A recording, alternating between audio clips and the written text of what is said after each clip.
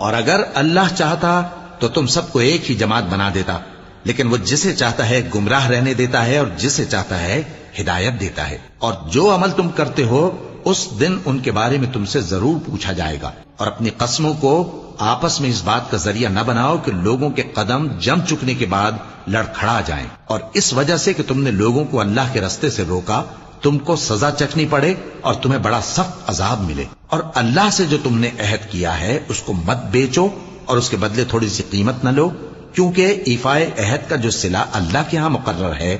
وہ اگر سمجھو تو تمہارے لیے بہتر ہے۔ جو کچھ تمہارے پاس ہے وہ ختم ہو جاتا ہے، اور جو اللہ کے پاس ہے وہ باقی ہے کہ کبھی ختم نہیں ہوگا۔ اور جن لوگوں نے صبر کیا ہم ان کو ان کے اعمال کا بہت اچھا بدلہ دیں گے۔ جو شخص نیک اعمال کرے گا، مرد ہو یا عورت، اور وہ مومن بھی ہوگا، تو ہم اس کو دنیا میں پاک زندگی بسر کروائیں گے